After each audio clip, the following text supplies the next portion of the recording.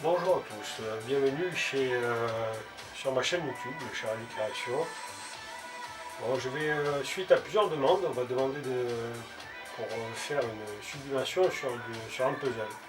Un puzzle d'où j'ai acheté ce puzzle sur Temu, donc il y en a sur plusieurs endroits, AliExpress, Amazon, et ainsi de suite, donc je ne fais plus de publicité. Et je suis sponsorisé par personne. Donc je fais ça pour le plaisir. On me demande, j'ai pas beaucoup l'habitude, donc excusez-moi pour si ça ne vous convient pas trop, mais j'essaye de faire au mieux. Et je vais vous montrer en utilisant Canva comment faire ça avec de la sublimation. Donc je l'ai déjà préparé auparavant parce que je l'ai déjà fait. Donc je vais juste vous montrer les étapes. Donc sur Canva, j'ai fait un cadre puisque le puzzle fait 20 cm par 29, je mets toujours un petit peu plus, 4 mm de plus. Et je vais vous montrer comment je fais. Donc j'importe l'image. C'est une image de la Marianne, d'où j'ai les droits. Vous savez que vous ne pouvez pas faire n'importe quoi, donc voilà, les droits sur la reproduction. Et je vais mettre le tag du créateur, qui est Snake. Donc je vais lever l'arrière-plan pour ne pas dénaturer l'image, que je vais ajouter voilà, à ce niveau. Et je vais mettre bien sûr mon tag aussi, donc Charlie Création. Je fais de même. Je le mets à peu près à la bonne dimension, voilà. Donc voilà, j'ai mis les deux. Donc là maintenant que c'est terminé, je vais pouvoir donc l'enregistrer, mais je ne vais pas le faire, mais je vais vous montrer les étapes. Je mets toujours multiplié par 2, ce qui permet aujourd'hui d'avoir en gros 4000 pixels, une très bonne qualité. Donc vous appuyez sur télécharger, ça va donc l'enregistrer. Une fois que c'est enregistré, je vais pouvoir l'imprimer. Donc pour l'imprimer, j'utilise une Epson ET 15000 avec de l'encre de sublimation.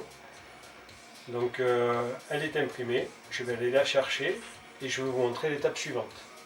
Donc après, XNView NP est un logiciel gratuit. Si vous voulez le paramétrer pour faire de la sublimation, il y a des très bons tutos sur YouTube qui vous expliquent comment le préparer.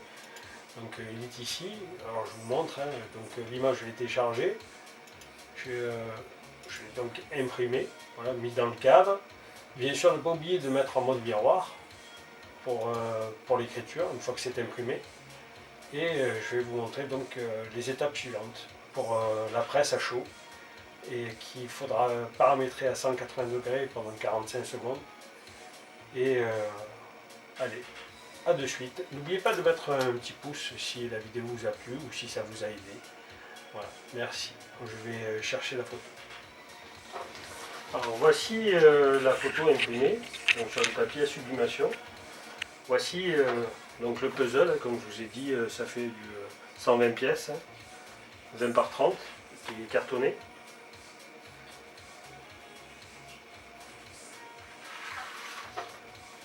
Donc je vais prendre ma photo,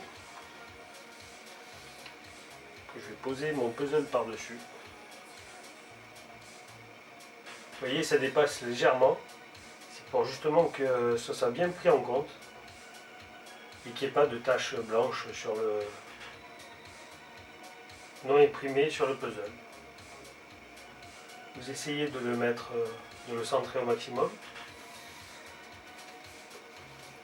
Vous allez prendre du scotch à sublimation,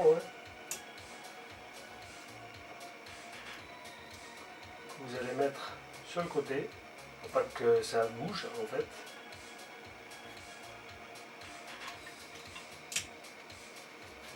Parce que le papier il n'y a pas beaucoup de marge pour pouvoir imprimer et le retourner, donc je ne le retourne pas. Sur la presse, je vais mettre du papier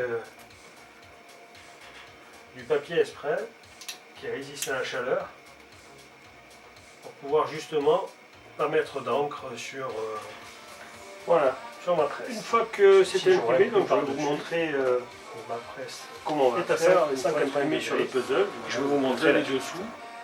Je vais donc Je vais donc le retirer le papier. Comme ça vous allez découvrir avec moi ce que ça donne.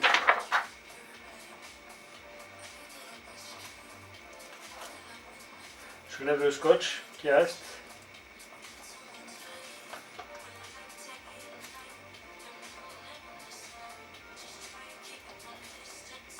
Allez, comme vous voyez, vous allez voir, le rendu est exceptionnel.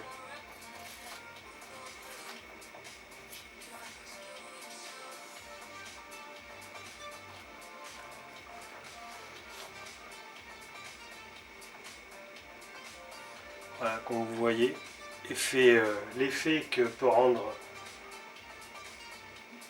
sur un puzzle, c'est vraiment superbe. Voilà, merci à vous de m'avoir suivi et j'espère que la vidéo vous aura aidé pour pouvoir éventuellement faire de la sublimation sur un puzzle. Voilà, merci, à bientôt. N'oubliez pas de mettre un petit pouce.